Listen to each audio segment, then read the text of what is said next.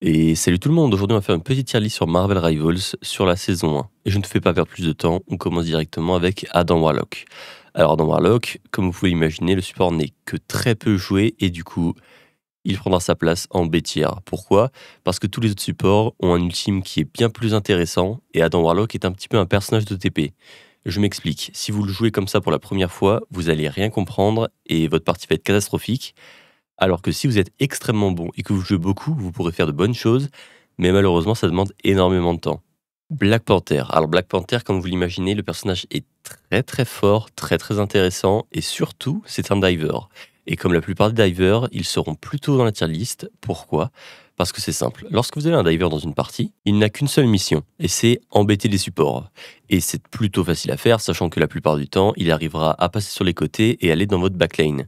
Mais le souci, c'est que lorsque votre backlane se fait taper dessus, eh bien, vos supports ne vous healeront plus du tout. Et ils seront en train de taper le Black Panther et essayer de survivre. Sauf que même si vous retournez et vous allez essayer d'aider vos supports ou votre backlane, eh bien, c'est possible que ça ne suffise absolument pas et que le Black Panther arrive quand même à prendre 1 ou 2 kills.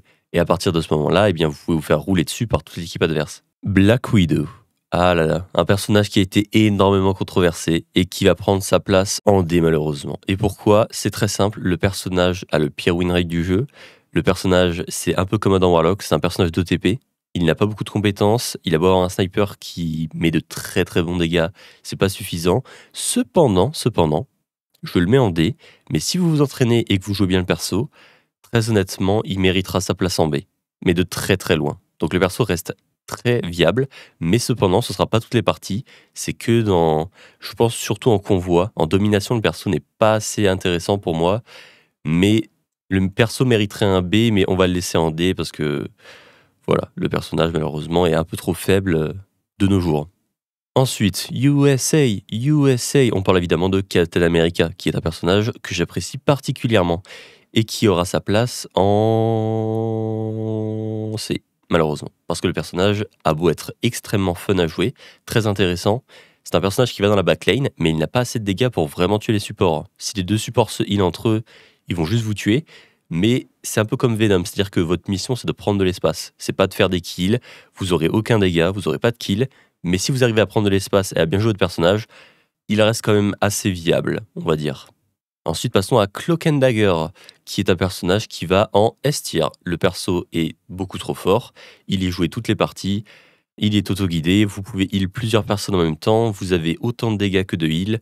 Le personnage est juste beaucoup trop fort. En plus, il a été up au dernier patch, donc si vous voulez monter, n'hésitez pas à le jouer. Passons maintenant à Doctor Strange, qui est un personnage tank qui va directement rejoindre Cloak and Dagger. Pourquoi? Parce que le personnage est quasiment joué toutes les games, il a le bouclier le plus fort du jeu, il peut mettre son shield vers le haut ou le bas pour défendre ses alliés, il a le plus gros burst du jeu lorsqu'il met auto-attaque, fouet et explosion. C'est tout simplement le meilleur tank du jeu. On ne parlera pas du fait qu'il a un portail qui vous permettra de toucher le point dans tous les cas, même si vous êtes en train de perdre et que tout le monde est mort. Donc ça vous donnera encore une chance de plus de gagner la partie. Mais voilà, très honnêtement, Strange, meilleur tank et de très très loin. Passons maintenant à Groot. Et oui, notre ami Groot est bien dans Marvel Rivals et il mérite un A tier. Le personnage est très intéressant, je suis d'ailleurs moi-même un main Groot, j'adore le jouer. Il y a beaucoup de choses à savoir sur le personnage. Par contre, le personnage n'est pas vraiment un tank. C'est-à-dire qu'il a beau avoir un mur qui lui fait gagner des shields, et vous aurez beau avoir tanké beaucoup de dégâts, il suffit qu'il y ait un Punisher en face ou quelqu'un qui a beaucoup de dégâts, et vous allez fondre comme neige au soleil. Donc honnêtement, Groot mérite son A parce qu'il est bien, mais ce n'est pas vraiment un tank. Ensuite, Hawkeye. Hawkeye, il a reçu beaucoup de nerfs il n'y a pas longtemps, et c'est pour cette raison que je vais le mettre en A. Le personnage, malheureusement, n'est pas aussi intéressant qu'il pouvait l'être avant. Cependant, si vous mettez quand même une flèche dans la tête de quelqu'un et que vous le tuez instantanément, sachez que ça peut quand même vous permettre de gagner une partie. C'est exactement la même chose pour Ella, même si Ella, on va quand même la mettre devant, parce que Ella reste quand même plus forte que Hawkeye selon moi. Tout simplement car c'est du hit scan, c'est-à-dire que lorsque vous cliquez sur votre souris, le projectile part instantanément à l'endroit où vous avez visé, peu importe la distance, alors qu'avec Hawkeye, quand même, il y a la flèche, il y a le délai de la flèche, donc c'est plus compliqué de toucher vos adversaires, on va dire. Ensuite, Hulk, notre meilleur ami Hulk. Ah là, beaucoup de gens le mettraient en S tier, mais personnellement, je le mettrais en A tier. C'est peut-être le meilleur des A tier. mais je trouve qu'il ne mérite pas sa place en S tier. Le personnage est un diver, ce qui le rend donc extrêmement fort. Vous pouvez facilement aller dans la backline adverse, tuer quelqu'un, puis repartir.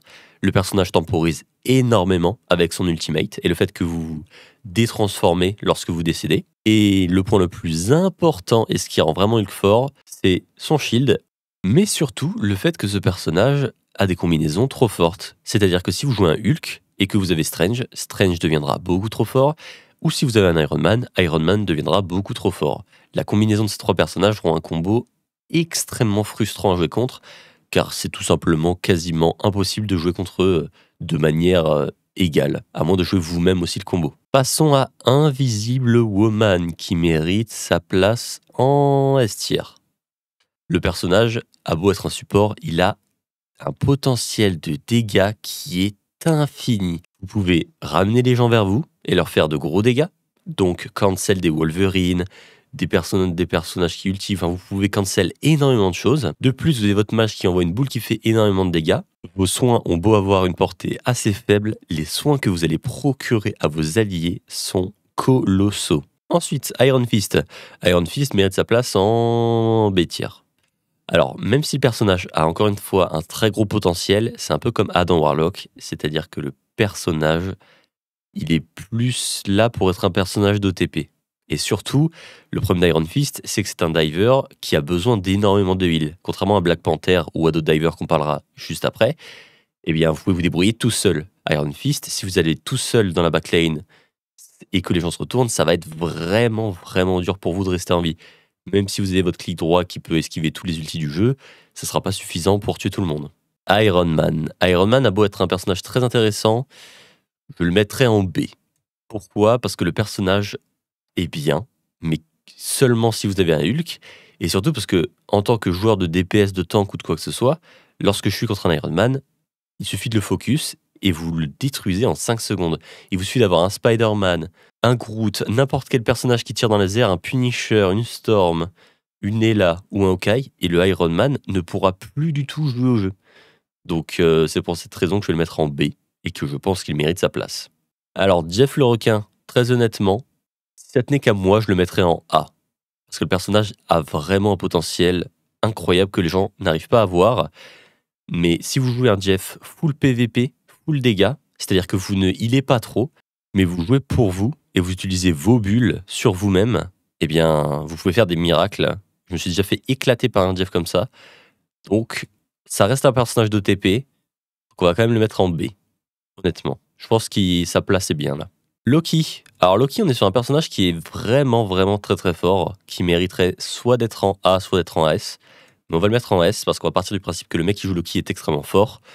Bon, j'ai pas besoin de trop m'expliquer, mais vous avez votre mage qui vous rend invincible, qui peut juste contrer un ultimate, alors que ce n'est même pas votre ultimate. Donc avec un support, avoir une compétence qui vous permet de contrer un ulti, c'est extrêmement fort. Cloak and Dagger le fait aussi d'ailleurs avec son clic droit.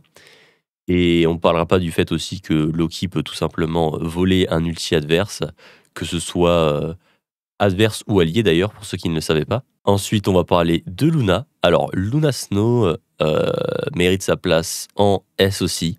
Et oui, les supports sont extrêmement forts dans ce jeu. C'est n'importe quoi, le personnage est pique ou ban. Parce que son ulti dure 12 secondes. Et je ne sais pas si vous imaginez, mais 12 secondes à ne plus pouvoir quasiment jouer, c'est une horreur, tout simplement. Mais il existe des petites techniques pour vous en sortir. Et pour détruire la Luna Snow, vous pouvez ulti avec Scarlet Witch ou d'autres personnages comme Punisher. Si vous lui mettiez que des têtes, vous pouvez la tuer. Mais ça, c'est des petits secrets que je vous dévoilerai plus tard. Ensuite, passons à Magik. Alors Magik, contrairement aux apparences, mérite sa place en A. Le personnage est vraiment, vraiment très très fort. Il a beau être compliqué, il y a des combos assez complexes et son dash n'est pas simple à toucher parce que il part beaucoup trop sur la droite. Votre personnage reste extrêmement fort. Vous pouvez tuer des tanks, comme des DPS, comme des healers. Votre personnage est un diver qui dive aussi des tanks. Donc en fait, vous pouvez tuer n'importe qui. Et c'est cette polyvalence qui, je pense, lui donne sa place en A. Passons maintenant à Magneto. Alors Magneto mérite sa place en S, derrière Strange. Le personnage est pique ou ban dans toutes les parties. C'est-à-dire que soit vous le jouez, soit il est banni, mais la plupart du temps, c'est joué, comme Doctor Strange. Alors, Magneto reste un petit peu moins fort que Doctor Strange, mais vous avez un potentiel énorme avec son ulti. pour soit one-shot des Punishers qui mettent leur ulti, soit one-shot des Claws qui mettent leur ulti, soit one-shot des Luna ou des Mantis ou n'importe quel personnage qui reste un petit peu immobile pendant quelques instants. Ensuite, on va passer à Mantis. Mantis qui, selon moi, mériterait sa place en S tier, mais on va quand même la mettre en A. On va lui mettre une bonne place en A parce que Mantis n'a pas énormément de heal. C'est plutôt un DPS en support parce que vous faites énormément de dégâts, vous augmentez énormément les dégâts de vos alliés, mais votre dose de heal est trop faible par rapport aux autres supports. Cependant, il faut garder en tête que son ultimate vous donne énormément de vitesse et beaucoup de shield. Et ça, c'est un point qui est non négligeable. Car quand vous foncerez tout droit sur vos ennemis, eh bien, avoir beaucoup de vitesse et du shield en plus, ça vous aide énormément. Alors qu'avec les autres supports, vous n'aurez pas de vitesse en plus, et c'est dommage, parce que la mobilité, c'est vraiment fort. Monsieur Fantastique. Alors, ce personnage mériterait d'être en B, mais on va le mettre en C. Pourquoi? Parce que malheureusement, le personnage, il n'est pas vraiment DPS. C'est plutôt un tank. Et du coup, par ce fait-là, je conseille à tout le monde de jouer Monsieur Fantastique. Vraiment, le personnage est incroyable, il est très fort, il est vraiment bien, mais il faut le jouer comme un tank. C'est-à-dire que vous devez avoir un seul tank dans votre équipe, un Monsieur Fantastique et après 2 DPS. Si vous jouez Fantastique comme un DPS, malheureusement, ce sera beaucoup moins efficace et il sera en C. Par contre, si vous le jouez en tant que tank, vous pouvez le mettre en A et vraiment vous débrouiller de manière simple et efficace et détruire vos adversaires. Mais on va le laisser en C. Moon Knight, ah là là, ce personnage est vraiment extrêmement fort, mais il va aller en A. Pourquoi? Parce que malheureusement, le personnage ne mérite pas un S. Il a le meilleur ultime du jeu, mais le personnage est un anti-tank, un anti... En fait, le personnage est un anti-tout, c'est-à-dire que c'est comme Magic, c'est pour ça qu'il est à côté d'elle d'ailleurs. Il est fort contre les tanks, contre les supports, contre les DPS, mais on va d'ailleurs même le mettre après Magic, parce que Magic, je pense que ça reste un peu plus fort. Et du coup, je disais que ce personnage manque un petit peu d'un petit quelque chose pour le rendre vraiment S tier. Mais il est A tier et il est extrêmement fort ainsi. Namor, ou plutôt l'homme poisson. Alors, cet homme poisson mérite un S tier de très très loin parce que vous êtes un anti-diver. Et vos poulpes détruisent les divers. Donc les Black Panther, les Magic, les Psylocke et tout personnage allant dans la backlane. Et je vous laisse imaginer que, comme je l'ai dit plus tôt dans la vidéo, les divers étaient les champions les plus forts et les plus utiles. Parce qu'en fait, que vous soyez nul ou pas avec un diver, vous allez mettre une pression constante. C'est-à-dire que rien qu'être caché, arriver derrière les supports, tirer 2-3 balles, puis vous recacher, ça va les faire détourner leur regard et perdre un petit peu d'attention. Et c'est cette attention qui va permettre à votre front lane, donc votre équipe qui est devant, qui va pouvoir tout simplement avancer et attaquer un petit peu, prendre un peu de profondeur, on va dire. Ensuite, Penny Parker, elle mérite de très loin un A tier. On va la mettre à côté de Groot. Pourquoi? Parce que le personnage a beau être très dur à jouer, il a un potentiel énorme. Je vais pas la mettre en S parce que ce serait abusé et que tout comme Groot, ce n'est pas un tank. Elle n'a quasiment rien pour se défendre, elle n'a pas de bouclier, même si vous pouvez gagner 200 de shield, enfin 152 shield lorsque vous restez dans vos toiles d'araignée. Le personnage manque cruellement de survivabilité. Mais cependant, si vous la jouez bien et que vous placez des mines en arrière, vous pouvez gagner vos parties. Peu importe que ce soit de l'attaque, de la défense, ça change strictement rien. Vous pourrez détruire vos parties. Parce que, évidemment, il y a beaucoup de gens qui pensent que Penny n'est forte que en défense, alors que c'est totalement faux. Vous pouvez extrêmement bien la jouer, surtout en attaque, mais ça demande beaucoup de connaissances. Ensuite, on va passer à Psylocke. Psylocke, ah là là, un champion avec le meilleur ulti du jeu qui va aller aussi en A tier parce que le personnage est juste beaucoup trop fort. Son ultime peut retourner des parties. Le perso est absolument pas dur à jouer. Il a énormément de dégâts. Enfin bref, c'est un DPS diver qui en plus peut devenir invisible et qui a 2 dash. Bon, je vais pas trop rester longtemps sur ce personnage, mais sa position est en A et elle a l'un des ultis les plus forts du jeu aussi. Rocket Raccoon. Alors ce personnage, tout comme Cloak and Dagger, est un personnage qui se joue un petit peu tout seul, c'est-à-dire que vos soins sont un peu autoguidés. Et de ce fait, on va le mettre en C. Rocket Raccoon mérite un C. Cependant, si vous avez un Punisher et un Winter Soldier, votre personnage part en S. Tout simplement. Voilà. Donc, partez du principe que le personnage est un C tier, c'est-à-dire qu'il est vraiment pas fou. parce que votre ultime n'est pas vraiment super utile, parce que, contrairement aux autres supports qui sont S tier, ce n'est pas un ulti défensif, mais offensif. Et la plupart du temps, les Rocket Raccoon utilisent extrêmement mal leur ultimate et le mettent à des moments où ça ne sert totalement à rien. Donc voilà. Passons à Scarlet Witch. Alors Scarlet Witch, on va la mettre en D. Pourquoi? Parce que le personnage est encore une fois beaucoup trop complexe à mettre en place. C'est-à-dire que si vous êtes contre des Zela, des Hawkeye, des Punisher, en fait tous les persos qui ont du hit scan, ça va être vraiment dur pour vous de la jouer. Cependant, si vous avez un Magneto dans votre équipe et qu'en face il y a des divers comme Spider-Man ou Black Panther, le personnage part directement en A tier. Voilà, c'est aussi simple que ça, parce que vous avez 10% de dégâts en plus, et c'est l'un des meilleurs personnages, quasiment au même tiers que Namor, pour tuer des divers. Sachant que les divers sont les trucs les plus forts du jeu, Scarlet Witch sera extrêmement fort dans ces situations. Mais on va la remettre en D tier, parce que la plupart des parties, le perso ne doit pas être joué. On va maintenant parler de l'araignée. Ou de Spidey, Monsieur Spider-Man. Où est-ce qu'il va aller? Il va aller en A tier quand même. Peut-être B, mais on va le laisser en A. Pourquoi? Parce que c'est un peu un Black Panther, mais un peu plus nul. Même s'il a beaucoup plus de mobilité et que c'est beaucoup plus simple de le mettre en place, Spider-Man est viable que si vous avez un Venom. Alors vous pouvez le jouer sans Venom évidemment, mais quand vous commencez à jouer à des niveaux assez élevés, vous aurez beau jouer Spider-Man, vous serez contre des Namor ou des Scarlet Witch, et vous allez vous faire détruire par les supports, qui vont jouer des Mantis ou des Luna Snow, qui vont vous mettre un slip et vous ne pouvez plus rien faire, car ils auront tout pour vous contrer. Alors qu'avec Black Panther, même s'il y a beaucoup de choses pour vous contrer, vous pourrez faire des choses. On va passer à Star-Lord. Star-Lord mérite sa place en A tier aussi, même si j'hésite avec B, on va le mettre en A. Pourquoi? Parce que Star-Lord est un personnage qui a un ultimate extrêmement fort. Et il fait énormément de dégâts au tank, alors que c'est supposé être un diver. C'est-à-dire que ce personnage est un flanqueur, vous devez tuer les DPS ou les healers et pas les tanks. Mais sur les tanks, vous avez des dégâts énormissimes. Donc on va quand même le laisser en A. On va ensuite mettre Storm. Alors Storm dans l'état actuel mérite un S. Pourquoi? Parce que le perso est juste beaucoup trop fort, il est ban toutes les games. Je ne sais pas si vous êtes au courant, mais lorsque vous envoyez une attaque de Storm, vous traversez tous les ennemis. Donc vous pouvez tout simplement traverser 4 ou 5, voire 6 ennemis avec une attaque, et donc infliger 6 fois plus de dégâts. Enfin bref, le personnage n'a aucun sens. Et on parlera pas du fait qu'elle a l'ulti le plus fort du jeu avec Moon Knight et Psylocke. Squirrel Girl, alors c'est un personnage qui a un énorme potentiel qui mériterait d'aller en A, mais on va la mettre en B, parce que aussi, tout comme Scarlet Witch et Black Widow, le personnage est jouable que dans certaines situations. Et ces situations sont des situations où en face, l'équipe entière adverse joue de manière stackée au même endroit, et vu que vous avez des attaques qui font des explosions, vous pourrez les détruire. Mais c'est très très rare. Et aussi, lorsqu'en face il y a des Spider-Man, des Black Panther ou autres, Squirrel Girl peut être beaucoup moins utile, même si elle a un stun.